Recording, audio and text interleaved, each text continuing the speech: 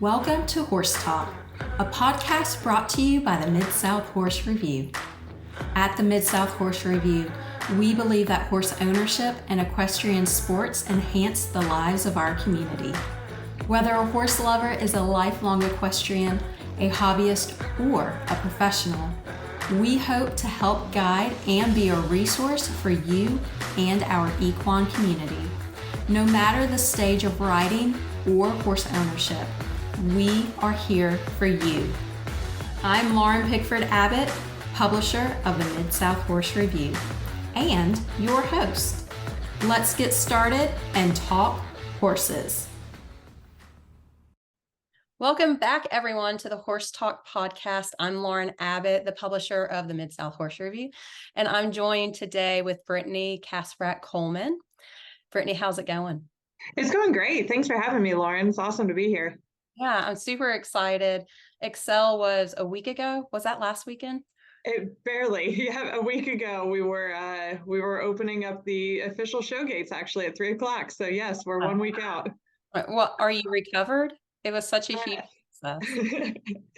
The horse show hangover is real. So I'm finally getting back to normal pace, but definitely exhausting weekend, which was so well worth it. Well, I was not able to be there. I was at the July show with my new horse, but showing. I wasn't showing at this past one, but I came by to watch a lot of friends and supporting a lot of barns and teammates and things like that. And it was just such a great atmosphere. I think also the fall shows, everybody's excited it's fall or getting to be fall. Let me put it that way. So, but it Absolutely. it was great. I'm going to brag on you for a few minutes. I'm just going to read your bio real quick. So everybody's got some good background on you. Dr. Brittany Kasprack Coleman is a board certified chiropractor for both people and animals. She is the founder and president of Midsouth Chiropractic. She is also the founder and president of the ExEL Shows. Brittany serves as a board member of the West Tennessee Hunter Jumper Association Board of Directors and the YMCA Board of Directors, while being an active member of the Germantown Charity Horse Show. In her free time, because it sounds like you have a lot of free time, she enjoys spending time with her husband, Bonner, and riding her 3 horses, Cheerio, Slinky, and Callista. She is an avid competitor in the Grand Prix arena. She is an advocate for wellness, passionate about equine sports, equestrian sports, and is determined to make a positive impact on our community. So, like I said, it doesn't sound like you have much free time. You make time for the things you want, right? You gotta slim up where you can and make things happen and make things work. And I think I've quite mastered that lately, particularly with finding time to ride my own horses and make sure that I still am able to maintain the things that I see a big impact with. Yeah.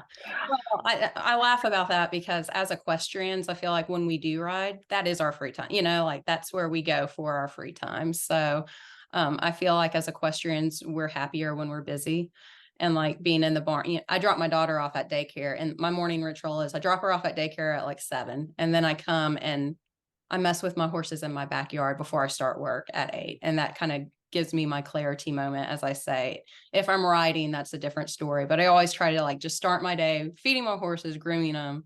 And I'm like, oh, this is just my little hour of slice of heaven before I get started. So I think that's absolutely true. There's something about the equestrian sport that draws in people that like to put puzzle pieces together constantly and are a little bit intelligent and always wanting to keep their brains and bodies active. And so I think by nature of this sport, a lot of us seem to be that way, where we really just want to be busy. We want to have a purpose. We want to wake up with a to-do list. And as much as we say we don't, we kind of thrive on it. And I know I'm with you. When I am on my horse, that is the only time that everything else is quiet in my brain. Even as I'm working towards other things, that is the only quiet time that I get. And I'm still, working towards goals with them, of course, even as my brain is quiet, but that is the only time that it's only focused on riding. And then once I get off, I'm okay, I got to do 100 other things. See ya, I got to go to normal life. But, I think our sport generally, drags those types of personalities in. And that's something we've got to really appreciate about it. Absolutely. I kind of joke with my husband. When we first met, I told him I was an introvert. And I am to a point, but I thrive off of other people's energy. So when I'm around the horse people, like everybody's like high energy, they're on a high because they're with their horses or they had a good ride or they didn't have a good ride. But he's like, you're not introverted at all. It's like, no, I really am.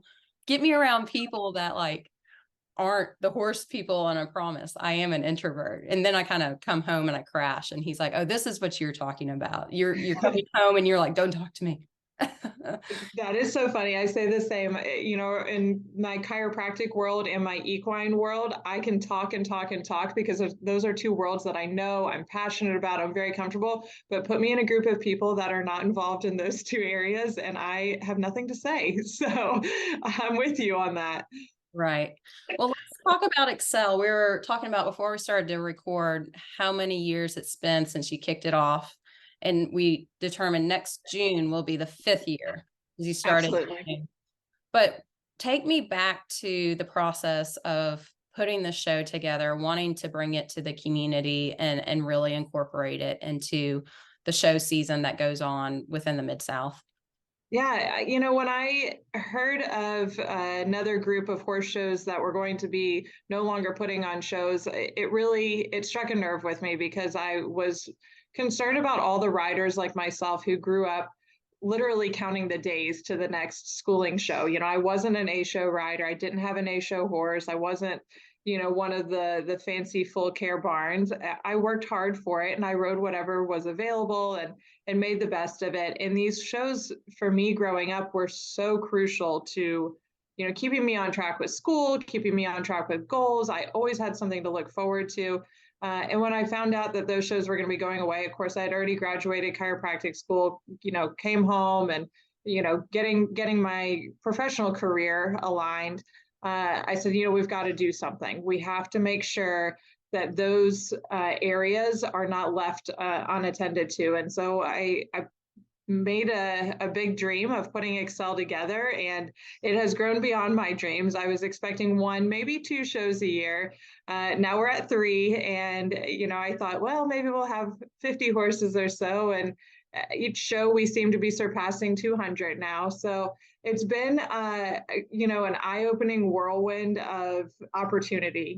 There's so much need for a place for kids to look forward to go to be, like you and I said, we're introverts outside of the equine world where they can be comfortable. There's something about horse sports and the equine community that just blends us all. I have friends in the equine community that I would never otherwise probably have been friends with or had a common bond, and something about horses just bonds us. And so that's something I wanted to continue, and I wanted to make sure that we kept very cherished, especially in Germantown where there's so much history of equine sports. And so, it's grown and it's become something that is quite a brand in itself. And I'm quite proud of it. And I always joke with my husband, I'm like, if there's one thing, if I were to die tomorrow, don't ever let ExEL go. It always has to stay. It's very much my baby. It's very much my passion. And I really, really thrive on seeing it succeed and grow, and mostly seeing the kids that, have started in the crossrails and now are, doing the 3-foot hunters in this, almost 5-year span. So it's been awesome. Yeah. Well, I know for me, I'm very similar. I didn't grow up doing the rated A shows. I rode off the track thoroughbreds. We, took care of our horses, didn't have grooms, any of that. And it was just kind of getting your hands dirty type of lifestyle with our horses. And the schooling shows were the big deal. They were, and I know for some people it's like, oh, it's a schooling show, and other people get excited about every single show that they go to. For sure. But even for me now as an adult, I have a new horse.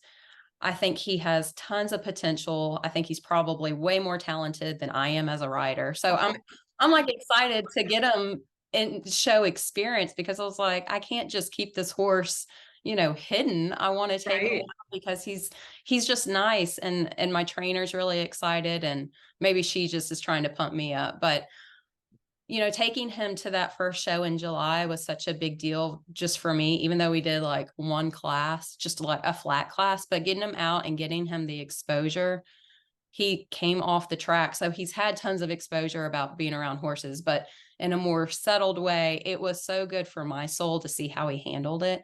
And that's so important because you have to get horses out before you can just take them to those rated shows. So having a platform like you have has been great for just the community. But I noticed you're not just pulling riders locally. There are like a barn from Alabama. There's tons of Mississippi groups that come up. Do you know the reach last weekend of all the different areas that you've pulled riders from?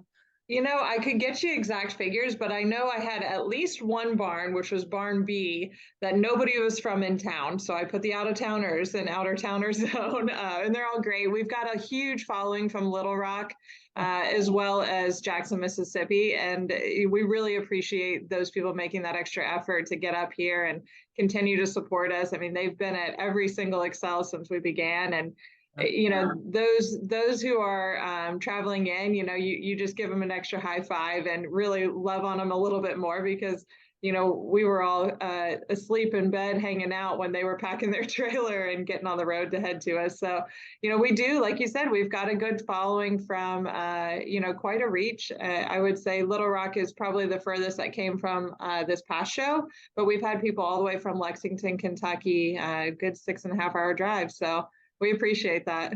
Yeah, which is for local schooling shows, I'm saying, but that's what they were before, is just kind of for the local crowd, Sure. maybe an hour out for rural areas and things like that. But to think about pulling, Little Rock 2.5 hours, and Lexington, like you said, 6 hours, it's all the Mid-South area, but to pull people for an unrated show from those distances is awesome. But I also think what's so special too about ExEL is the atmosphere. I do feel like there's lots of camaraderie there. People are setting up when they're setting up their barns and their tack rooms and everything. People like wave and they run over and they hug. They're like, "We're so glad you're here." It's just a camaraderie amongst everybody. And of course, it's a show setting, so there is that competition. Everybody wants to do really well. But do you feel like the environment is a little different from other shows that you've been to, maybe in the past, that you've experienced even as a younger kid and things like that? I think we work really hard to make the environment super positive, and we've got this rule where we are so very serious about our community being built on respect, and that's something I will die on that. If you're not respecting other riders, other trainers, other horses, then we just don't have room for you. And that's one of the things I think that has made it so crucial for everyone at ExEL to really understand that we're here for you. We're here, we're on your team, we're on. We want to high five you when you get a ribbon. We want to make sure that you understand that even if you fell off or had a rough ride, like, we're here for you. We want to make sure that you have a positive experience. And I think that starts from the moment everyone arrives, they get their goodie bag, their welcome bag, and all the way up to, all of our staff sign and write notes to them. And then we post them on their stalls. As best we can. It is getting hard to recruit all the staff to sit down and sign 200 things. But, most of the time you'll get at least 6 or so of the staff members on there. But that's part of the culture of it. And it's something that, I didn't foresee exactly how that road would be paved initially, but I knew that I didn't want this to be your typical oh, well, that rider's doing this, and oh, she rides so blah, blah, blah. I don't have time for it. I don't have room for it. And I think we do a good job as a community promoting what this should be, which is that we are all genuinely here for the interests of the horses and the interests of the sport. We're not here to do anything but have a good time and gain some experience. So I think we've tried very hard on that. Yeah. Well, let's talk about stalls. Stalls is one of the favorite things with this ExEL. You offer free stalls up until a certain registration date. What was your thought process behind that? Is this something that you kind of picked up from other shows that were trying to really get more riders to attend? Tell us about that. Yeah, so, I never wanted ExEL to be this giant business that is here for profit, and it is not. ExEL is genuinely here to give riders opportunities. And I know that one of the largest barriers to opportunity in our sport is undeniably financial. Finances play such a huge role in everybody's ability to do what they want to do, take more lessons, go to more shows, do more things, buy new tech, whatever it is. I never wanted financial barriers to be a play in ExEL. And so I always said we were going to do free stalls. I did definitely steal the idea from WEC Ocala, so I will not take credit for that. They had done something similar. I don't know if they still do, but I think if you were in that first year, you got a free stall. Nonetheless, I stole the idea. And I am going to stick to it. A lot of people will come up to me and tell me, what are you doing? What are you thinking? What are you, why are you doing this? You could be charging at least $50 a stall, or, whatever their ideas are. And my answer is, leave me alone. This is good, going to be good for the community. And if I want to eat the stalls, then I'll eat the stalls. And it's one of our things that I think is quite unique to us. But again, it allows people to come to an actual schooling show and make it financially feel like a schooling show. And I will note, still a lot of people forget to register or don't neglect to register by the 2 weeks. So there are plenty of people paying the $30 stall fee. Don't worry. I bet. I will probably be one of those people in the future, but this is the first time I was on there as soon as it opened, and I was like, let's click, and just signing up. I signed up for several different classes, and I was like, we're signed up for all of this. So if he does well, we can do more, but if not, if he's good, then we can, drop from those two. So absolutely. Yeah, but no, I think that's great. And then one of the another area too is you've brought dressage into this schooling show, and I know there's some schooling shows in the Nashville area. I think actually one's happening this weekend. There are No Frills and Thrills. They have dressage and a few others throughout the Mid-South. What was your idea of bringing dressage into a traditional hunter jumper setting show? Yeah, great question. So as much as I would like to say all these cool things were my idea, I definitely stand on the shoulders of greats, and I did not come up with that either. So somebody, kept pushing it, couple shows, 2 or 3 people would mention, hey, why not dressage? What about dressage? Could you do dressage? And I think their vision was to do it as a separate show. And I started thinking, that doesn't align with my vision of trying to get all of these communities together for the better of the sport, for the better of the horse. And so I thought about it, and I kind of figured out, where could we plan this in? How could we pencil this in? How could we make it work? So we moved our little trotters to the bowl schooling ring, and we have a major course change, and the staff absolutely loathe it, but we have made it work. But I see a lot of crossover from the fundamentals of dressage to what we're doing in the hunter jumper rings. And so I think it's something to be respected. Even if you so choose not to do it, stop by the ring and actually watch what they're doing, because some of it is it's tedious, it's challenging. And I learn something new every time from the dressage riders and the dressage judges that come in. And I, like I said, the fundamentals are there. It's all the same stuff. If you think about jumping, it is just dressage with obstacles in the way. And so if you really want to increase your jumping skills, why not start working on some dressage and flatwork skills? So I saw those two kind of communicating together. And I will say it was one of the best additions I think we could have made, and something quite special to me this past show in particular, mostly because it got dark a little bit earlier, and this was in the September show. There's something very peaceful about dressage. And we put that on in the South Schooling Ring. And if you've been over there, there are 2 kind of fence lines of trees there. And then you just had the lights right on that dressage ring. And dressage is also a quiet sport. I learned that, very similar to golf. You just clap. There's no announcing, no music, unlike the loud bowl that we had going on the other side of the horse show grounds where the jumpers were going. And you could just sit there and watch in silence the beauty of what was happening. And we had some really remarkable kind of feelings, experiences in that ring. And we had some new groups join us. The dressage is definitely tied in quite beautifully to what we're doing and what the mission is. So I'm enjoying having that addition, but I can't take credit for it. Yeah. Well, I really appreciate it as being an adult rider, an adult amateur rider. I grew up doing hunter jumpers. That's all I did when I was younger.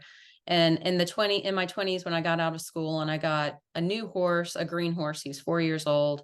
I kind of just cross trained him because I wanted to go whatever route that he really thrived in. And also as an adult rider, more so now than when I was in my 20s, I just want to continue to evolve my riding. So I like to do a little bit of everything, whether it's carriage driving or it's a little bit of dressage. I mean, I'm not a master at any of it, but I feel like it helps me as a rider. And like you alluded to earlier, I think we're creatures that really like to learn. And if you're an equestrian and you plan to have horses until you die, they teach you so much throughout your life in every aspect. So I think it's great that, you know, people can see that there, like you said, they can watch it and then say, well, I can do a test. We can do some intro test and kind of work up to it. And it might be something that their horse really thrives in and that they may really thrive in. But also, I feel like we've got a really great boost on the eventing side in the Mid-South area.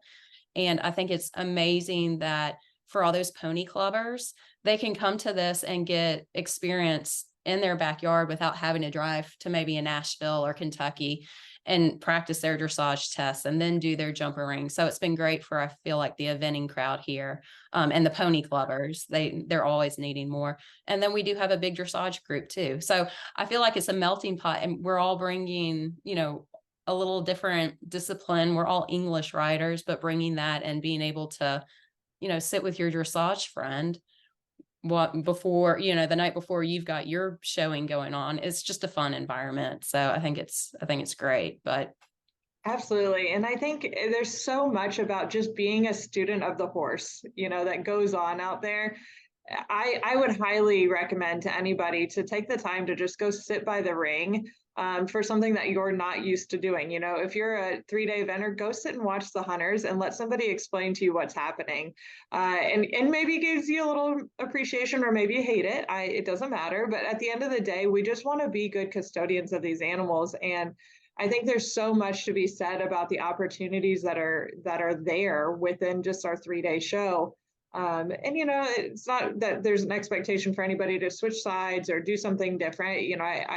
I don't recommend that by any means, but I do think you learn something. And I've learned so much from just adding dressage. I grew up in the hunter jumper world, and like I said, the judge teaches me something humbling every single day that I talk to them there at ExEL. So it's good. It's good to hear.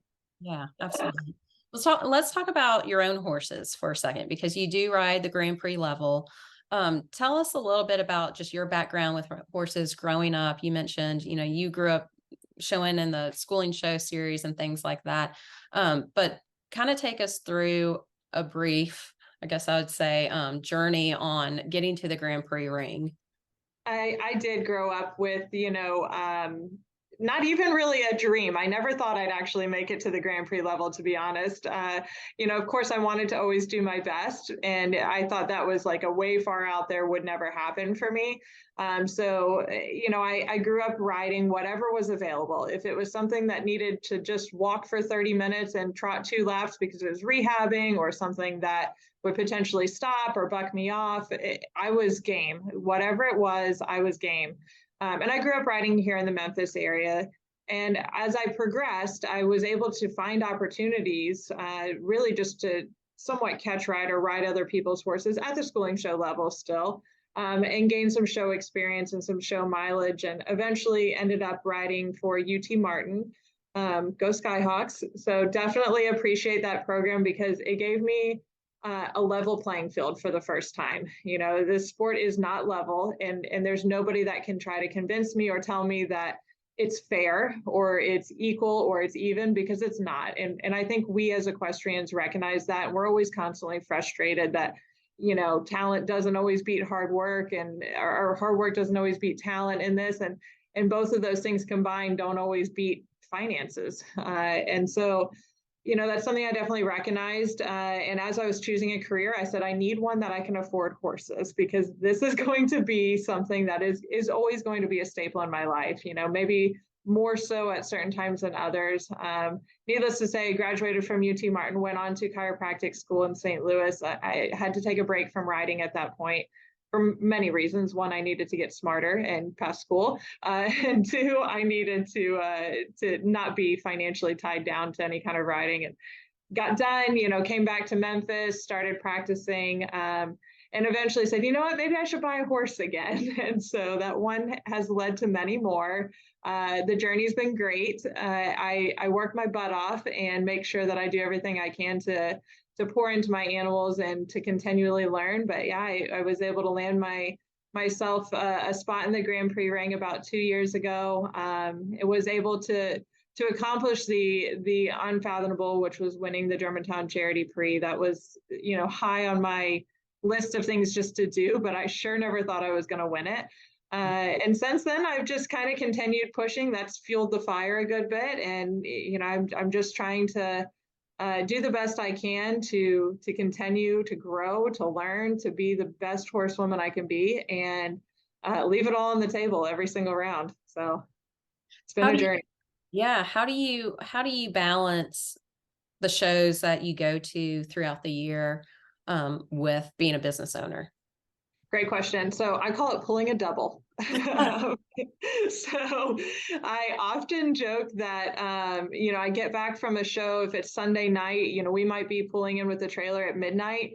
I rush to shower, to go to bed, to get up and be at the office at 6 a.m. and make sure I am 100% ready to give my patients everything that I've got. So, I remind myself what my purpose is, what my passion is, and really when you're doing what you are passionate about, not necessarily always what you love, but what you're passionate about, it's easy to do so. You find a way, you push through. And when I've got a long work day and I've also got to ride. I ride in the dark in the morning before the workday starts. So there's many 5 a.m.s tacking up, hoping that the street lights will stay on and be bright enough so that I can ride. We've got like one little area where there's a street light and just make it work. I still get my butt in the saddle 6 days a week and make sure I find a way to put all the pieces together. Yeah, so you have 3 horses. What is your schedule for them as far as riding? You said, you're riding 6 days a week. Obviously, you're rotating throughout. Do you ride them all on their set days? How does that schedule work? Yeah, they all do get ridden each day. It's really important to me that they are fit. Fit horses don't get hurt. So it's very important that I keep them going because I can't really afford for them to get hurt. And so I ride them each day. There are a few days a week that my office opens at 8 or 9, and I'll ride them first thing in the morning before work, or we have about a 2-hour lunch break and I rush out there and ride them. Again, totally dependent on some help because I can't necessarily tack up 3 horses and untack them within a 2-hour span. That's just impossible. So I definitely do get some help. I'm able to get some full care service and make sure that I'm able to get in and out of there. But nonetheless, I make sure that my butt hits that saddle every single day.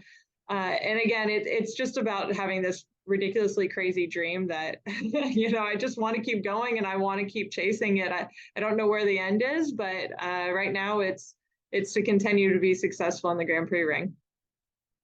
That's awesome. You're so disciplined, and at, Grand Prix riders, I don't care where they are located or, the temperature. I feel like that dedication and that mindset that you have to be that disciplined is so important. And I love that you mentioned fit horses are horses that don't necessarily get hurt. They can, but just knowing that your horses are legged up, they're muscled up, how important muscle tone is to stay healthy. How does that play? You being a chiropractor and being in the wellness industry as a whole, you do chiropractic work on humans, but also animals. And we can talk about that in a little bit, but that knowledge that you have behind that, how has that really helped you with keeping your horses conditioned? I think because I understand function of the body quite well, I'm always so in tune to what's going on. If a horse falls off of a back lead or, is hesitant to pick up the trot in this direction, doesn't want to bend, whatever it is, I look at that probably through a little bit different lens than most people do. And I know my horses very well. So I know if any little thing is a little bit off and I jump straight to what can I do? How can I help? Let me research it. And of course, not everybody has those tools, but I do think that we've got to do a better job as a whole listening to these horses, and they're telling us things. They're constantly saying, hey, I'm this, I'm that. And sometimes it's nothing, or sometimes it's behavior. But I do think that we take for granted how much they're trying to communicate with us. If the horse bucks or the horse stops at jumps, is there a pain component? Is there a physical reason? Things like that, I think I take probably quite seriously, maybe more so than others, but I do think it's part of what's kind of contributed to some of my success and being able to get where I'm at is, I don't just show up and show, I'm on those horses as much as they will let me be on them, and as much as my schedule will allow. And I think anyone that that rides with me personally, like I had one girl tell me, not all of us just want to ride all the time. Well, I do, Oh, sorry. I don't understand what you're saying, because I want to be in the saddle, and a lot of it is goal driven. I know that the only way to success for what I want to do is work. Right. And tell me about, what are your horses' breeds and their different builds? I'm leading to a question about saddles too, because I'm currently looking for a new saddle for my new horse. So Okay. what are your breeds? What are their builds like? Do they all require different saddles? Let's kind of talk about just how different each horse is. Good question. Okay, so Cheerio is right now kind of my top horse. He is 8-year-old bay. I've been doing, I think I've got maybe 4 or 5 pre's under my belt with him. He's young. He's a young guy that is very immature sometimes and very mature other times. So he's honest, superstar, and he wants to leave the jumps up. He really wants to fight for you at the jump. He is a bit of a player. Like he wants to, if people clap after a round or something, he's going to try to put me in the sand. So I always, or like after a triple, everyone wants to clap, and I'm like, please don't, we get it. Thanks. Yeah. Or if you're going to have a rail, let it be in the triple so they don't clap. That way I can survive. Right. But anyway, he's a good little guy. My biggest challenge with him right now is keeping him fit so that I can keep a quality canter. With his age, he doesn't really know how to carry himself yet. And I think we underestimate age as well. I used to think, oh, I could buy a 5-year-old, I'll be fine. But they don't know how to hold themselves. They don't know how to carry themselves yet. So we have to hold their hands so often.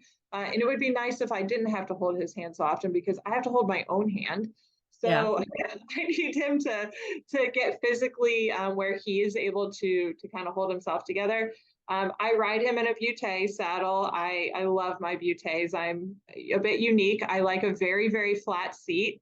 A lot of people ask me, what the heck are you thinking? But, I want to feel my horse. I want to feel everything he's doing. And so it is such a close contact saddle, probably one of the closest contacts that are on the market at this point. But he goes in just a normal tree butte, and big giant spurs, because like I said, sometimes I've got to really hold him all together. And then I've got Calesta. She's a warm blood. She's 9, but a lot more experience than Cheerio. Haven't done her in a pre yet. We do the meter 30s now, but she knows how to hold herself together. Doesn't require quite so much assistance. She's quite remarkable, but very, very picky. So she is very much a mare. Let you know if you didn't do it exactly how she asked. So I am figuring those buttons out, and just really trying to get to know her and be a little bit more comfortable before the jumps get any bigger. She also goes in a butte. Also, all 3 of the horses go in a butte. She generally, I don't have any sort of back issues with her. She's a bit of a neck tension horse. And so I'll always make sure I'm addressing those things when I adjust her. Her funny thing is she likes to swap leads all over the place. And so sometimes she's just swapping leads, and sometimes she's telling me something. So she's a puzzle. But she's a fun one too. And then Slinky is new to my string. He is a 12-year-old, and the age difference between 9 and 12, let me tell you, it's huge. So he's my wise guy. He knows exactly what to do, exactly what I should have done for him. And he'll definitely put me in my place. He's a bit of a schooling pony too, where he will see the gate and he wants to go out. Like if we're just walking, he wants to go out the gate, or if you walk across grass, like he will dump his head, total school pony move. And he's a bit of a trickster. My trainer calls him a thug. Like he's definitely got a mean streak in there. But he's a good little guy, and we try to just reserve him somewhat just for the big classes with respect to his age. And he doesn't really need a whole lot of practice, a whole lot of repetition. He knows the job. He's, like I said, better at the job than I am. And so we just kind of keep him for the big stuff. So Yeah. they're all quite interesting. Oh, They that's all awesome. have a full set of challenges. Yeah. What about your writing style with each of them? Are they all, I'm a big believer in every horse needs a little bit different riding style, or you just have to be a little bit more aware of, maybe where they're lacking, where another horse is strong and vice versa. So when you're rotating between them and riding, and a lot of times I know you said it's before work, so you're trying to get in the saddle, get those rides on and get to work. What are things that you have to remind yourself about each horse when you're getting on that particular horse, and things that you're working on with each horse and how different they are? I'm actually glad you asked that, because all three of my horses differ so very much. And I do think people kind of figure, oh, well, I know how to ride. This is how I ride. Cheerio, when I get on him, he goes straight to work, even if that's at a walk, if we're walking and just, starting to stretch his legs out, he has to be in front of my leg. He has to be thinking work, because if given the opportunity, Cheerio will choose to do that lazy, crappy walk, which then translates to a poopy trot, and then the canter's weak, and then you're not making it over big jumps. So with him, my mentality is that he's got to always realize that riding is for work. Now, of course, he gets easy days, he goes out in the field, but we're very distinct and protective of that mindset with him.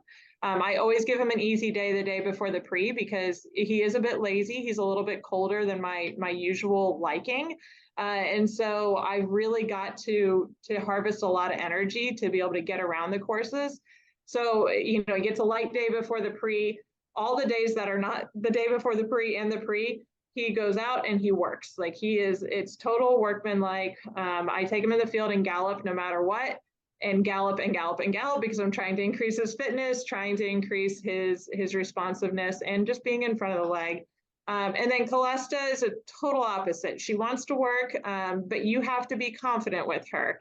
If you start thinking, I'm not sure. She smells it. I don't know what she does, but she knows, and she's like, yeah, I'm good.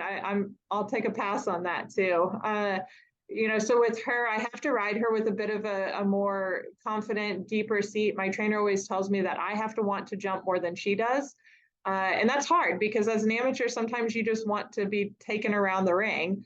And with her, I've really got to focus on making sure that I want it and that I know the end goal. And my trainer also reminds me that I ride her better when I'm mad. So I have to get mad about whatever she did to me in the past and remember that. And then Slinky's a bit new to me. I'm still figuring him out. With his age, we just really focus on making sure he's super, super fit. Because I'm a big believer that movement is key for these older horses. A lot of people want to, let's only bring them out for the show. And that's just so unfair to these horses.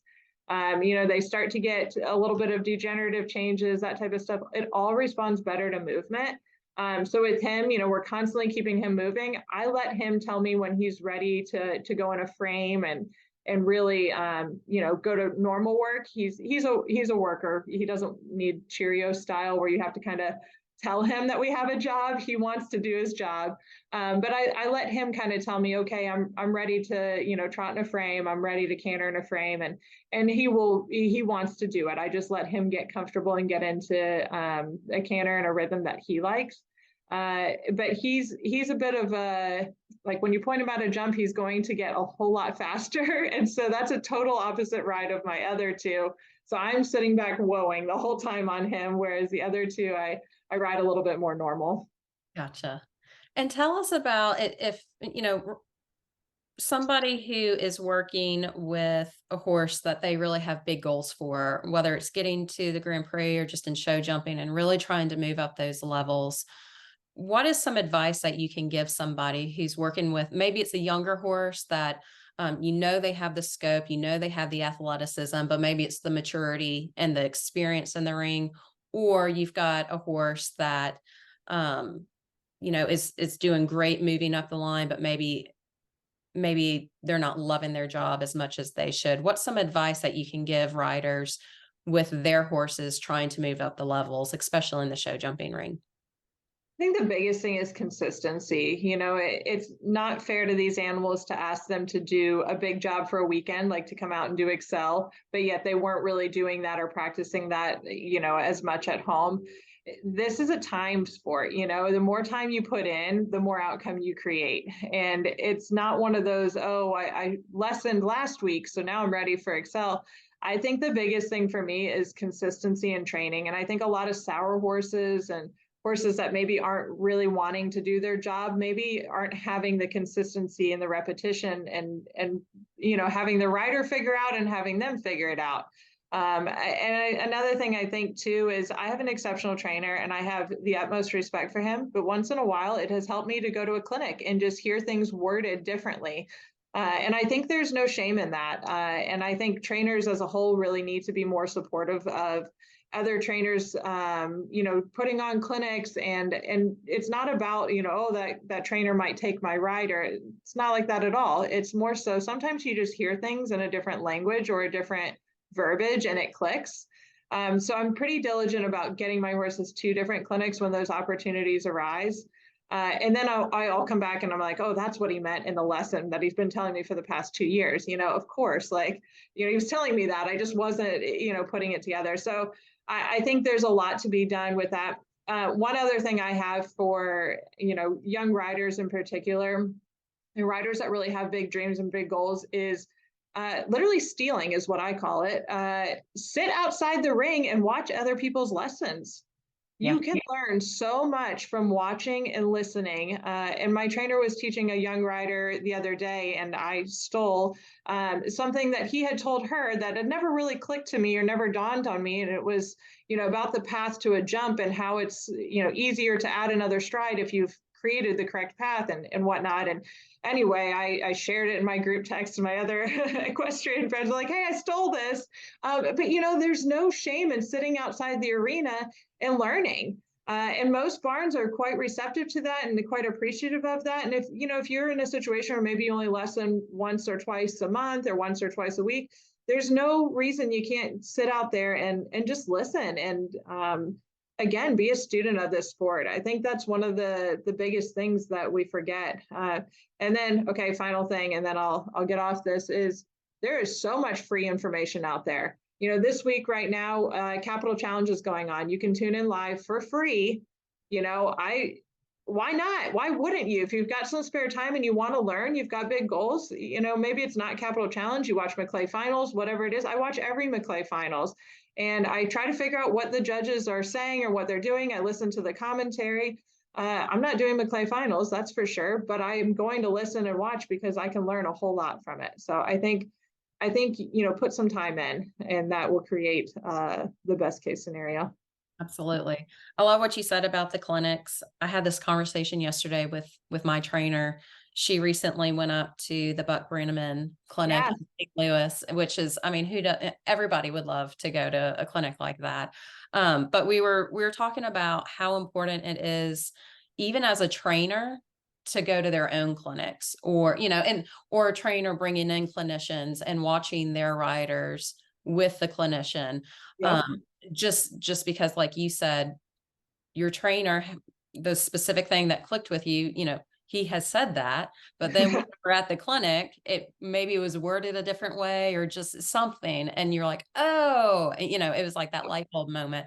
So I love the idea of, I think at the end of the day, equestrians, we're just little sponges, and we want to absorb as much to be the best riders that we can. We want our horses to be the best riders. So anything that we can do positively, whether you are a professional trainer or, an adult amateur like we are, of exposing ourselves to as many different horsemen and horsewomen out there.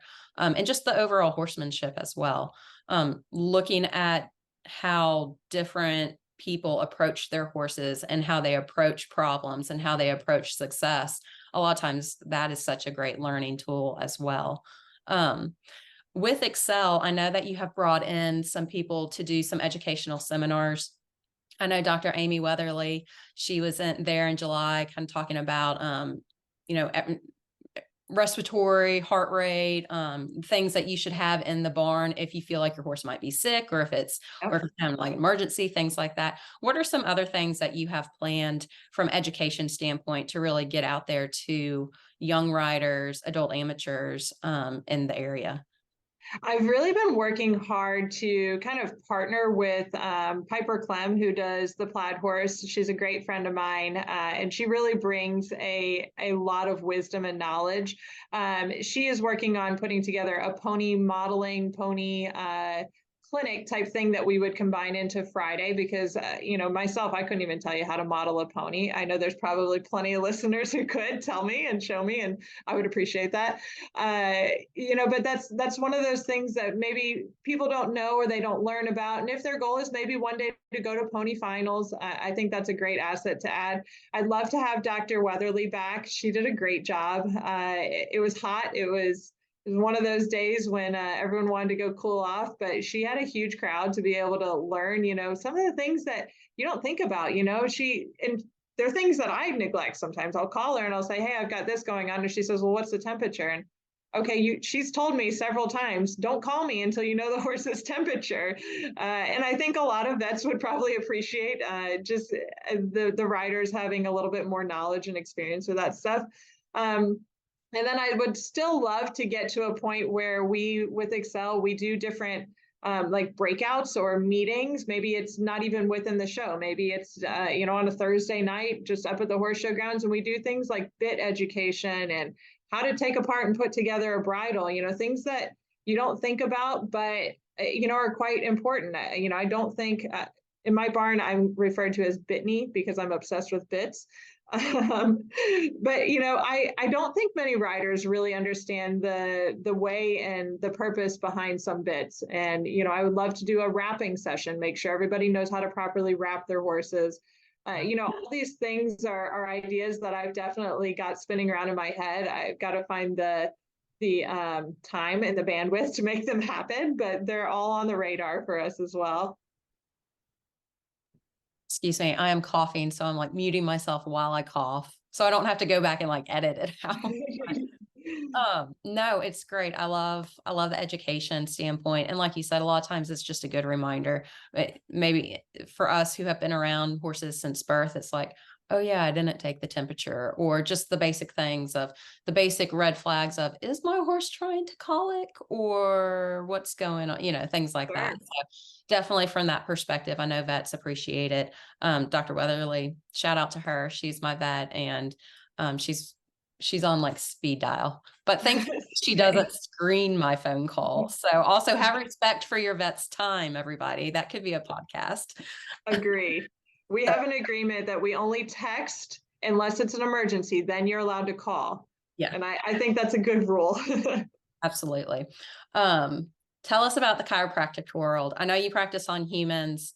I love chiropractic work. I have been to the chiropractor. I have SI joints. I know it's from my horseback riding career, but it seems to always flare up when I run. But on the animal side too, the chiropractic work on animals and all the different animals that you do. You mentioned working on your horses, but I know with dogs and cats. So let's talk about that. Yeah, so chiropractic world is growing. It's huge. My dream for chiropractic is that, one day everybody understands and utilizes chiropractic as a form of wellness, a form of prevention.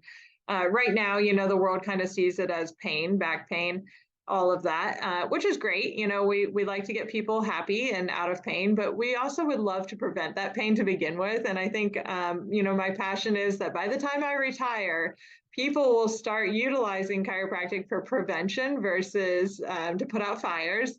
Yes. So that's something I work hard on in my clinic, is just constantly trying to educate people that, most of the ailments I see, they are preventable. And a lot of times, it costs a whole lot less to prevent it. It takes a whole lot less time. It's just a lot easier on everybody to do so. So, that's something I'm pushing big time.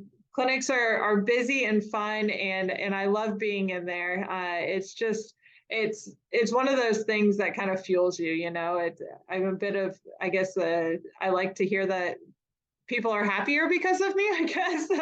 Maybe it's my ego, I don't know, but I really enjoy doing purpose-filled work, and I think bringing a huge impact to the community with their health is awesome. And I love when I get to see riders in there too. That's definitely a niche and a very overwhelming percentage of the population I see, because of nature of what I am also passionate about outside of the clinic. But I think that's really fun, because riders in particular, we're so in tune with our bodies, and we expect so much of our bodies, we expect so much of our horses, and if we're leaning to the left constantly and expecting the horse to be able to canter right, and it's just not working. A lot of times there's physical components to that. And I enjoy that because, like we said earlier, I can talk about two things all day long, and it's chiropractic and horses. And so when you combine the two, I really have fun with it. But that's a huge niche of it. As far as animals, I love doing horses, making that a part of my, ongoing career. That's fun too, because chiropractic is one of those things that always goes with you. So as long as I have my hands, I can do it. So it doesn't matter if we're at a show or we're at, wherever it is, I'm able to kind of help and assist. And I've gotten a lot of enjoyment of that. About once or twice a month, we do kind of a breakout small animal day in my clinic, and lots of dogs and cats come in, and I am definitely the cat person. So all of them get to come to me. I was about to ask, how do the cats? I had he's passed away now, but I had 17-year-old cat that I started doing acupuncture on, and just trying to keep him comfortable. And he was hysterical being treated. And so I think about chiropractic for cats. So how does that go? I guess you have the cat touch, since all the cats come to you. I somehow have just become the cat person when it comes to the small animal days. I have a cat at home, so I guess it was a natural fit. The cats actually respond way better than people think, a lot better than most dogs, to be honest. They are a bit like overwhelmed by the setting and the experience, so they just kind of chill and hang out there. And we've got some different tools to kind of calm them down or make things a little bit easier for them. But overall, chiropractic is a relatively quick thing, and so 5 minutes of adjusting and they're done and they're out of there, and it's quite rewarding. Animals respond faster than humans, a bit because we don't. They don't get in the car, drive to McDonald's, and then sit with their legs crossed for 8 hours at work. They're just different. And so, seeing animals and their progression and their progress is it's pretty satisfying. You can see a dog that is relatively lame and, maybe not making it around. And then the next month they come in and they're happy and healthy again. And again, I would love to see more prevention with animals. I do see a lot of comfort care, kind of like you said with your cat, comfort care, end of life, end stage. And my dream is to eventually have educated our communities well enough to understand that prevention is really where it's at. And if we can make our animals more comfortable and enjoy and expand that life, then that's where it's at, because their lives are way too short as it is. So that's my goal, is to, decrease the average age of the animals we're seeing by seeing more preventative. Absolutely.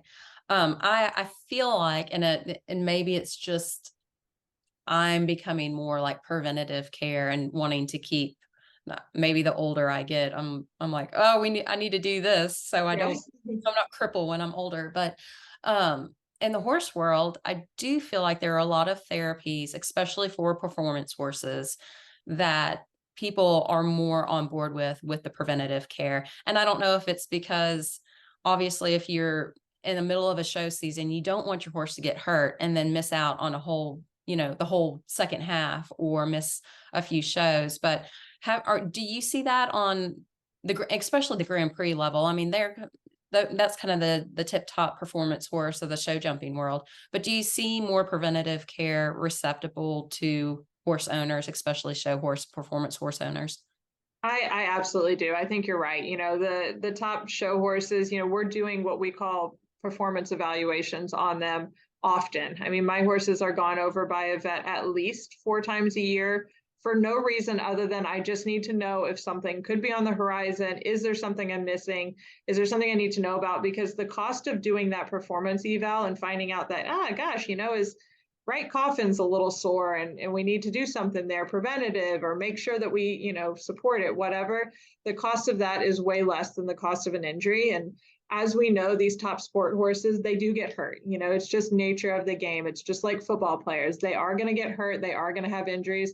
And our goal as their owners is to do everything we possibly can to prevent that and to reduce the longevity of the rehab, whatever that process is. So I figure if my horse's right coffin is bothering him just slightly, he could possibly land odd, he may take off odd, and possibly do something much more major that could lead to, 9 months off, a year off. And one, they don't want to do stall rest. I can tell you, these top performing horses don't like days off. And they do not want to go through that process, nor do I want to be out my partner for that length of time. So it's huge that a lot of people are respecting that a whole lot more, particularly in these high level athlete, equines. I think we're doing a lot of things to medicate them in ways that provide them comfort for the day of showing. And we've got now the Beamer blankets. A lot of people have invested in those. The shoeing has gotten to be so much higher of a level. I went to a clinic actually on the USHJA Gold Star Clinic, and they had a vet speak there that said something very wise. And it was that these horses are getting so much better. They're being bred better, and that our care is getting so much better that the sport has nowhere upward to go and is, let's say, height. Now it's going to become about technicality. So you can't raise these jumps too high because the horses can do it. The care is there. Like 1.60 meters for some of these animals somehow looks like a walk in the park, and it's insane. We can't make bigger jumps. Now the sport has to start to turn to technicalities. And with that is going to come even more press on things like, proper care, because now, okay, it's a 4.5 stride and you have to figure out how to navigate that. Are you going to do a 5 stride? Are you going to go forward in 4? Things like that are going to require more demand on our animals. And that's just the genuine interest of the sport at this point, to not have 100 people in a jump off, you've got to get people out of the jump off. And that means they've got to hit rails. And so there's going to have to be some caveats given to those things. But I think there's a lot more in the equine world that I see prevention wise. From a chiropractor standpoint, riders generally know, he doesn't want to turn right, or he doesn't want to bend, or he's, turning his head inwards, or, late with the hind changes. That's usually what I hear from the chiropractic standpoint. I wish I would see more of that in the small animal world, but we don't ride our dogs, so we don't know all of those things. But what we do see is some of the more high performing dogs, they are a bit more up on prevention care, like our police dogs or working dogs that are maybe, high level hunting, whatever it is, competitive. Those animals are getting preventative chiropractic care a lot more in the small animal realm. Yeah. Well, I love it. I think as well as riders progress, into, just years of riding and even more saddle time, that as overall a rider just develops an awareness and a feel for their horse. And you're right. Like as soon as something feels like, oh, there's a catch there, that wasn't like that just 2 days ago. I feel like the riders are becoming better in the sense of being more aware overall. Maybe it is something that you can see on the ground, but, and this was a good topic too. A lot of times you can't see lameness. It's something that you feel. There's something maybe not going on within the legs. Maybe it's in the back, maybe it's in the SI, so having that as a rider, and you get it through riding more and riding a lot of different horses and just being overall aware. So, my horse just recently, he was just like stuck, and I was like, well, that's new and that's different. And he got a new turnout partner, which was my sister's horse. And I know they probably played like little stallions out there, and he's fine now, but it was just like, yeah, something's just a little off, but getting them assessed by the chiropractor and making sure that wasn't anything else going on is just one of those things of like, oh, yep, let's get him in here and make sure that this doesn't flare up to be a bigger problem. So it's great, the preventative. Not to, deter on time, but tell us about ExEL. We've got one more show of the season. Is that December 1st through the 3rd coming up, correct? Absolutely. Yep. Yeah. So our winter December show, we're gearing up. We're ready for it. We're going to do the ugly Christmas sweaters on Saturday again. That was a huge hit. The judges get to pick kind of, I guess, the ugliest or their favorite for each arena. So that show's fun. It's a little bit cool, particularly at night. So just bring something warm and get over it and get out there. We've got the lights. We'll have hot chocolate, and I'm expecting a great turnout. From most of what I've heard, we'll see the same faces that we saw in September. September, we were quite tight on stalls. If you were out there, I was, okay, I need your stall counts because I may not have enough for you. Hopefully we're not quite as pressed for stalls in December, but I'm expecting a great turnout.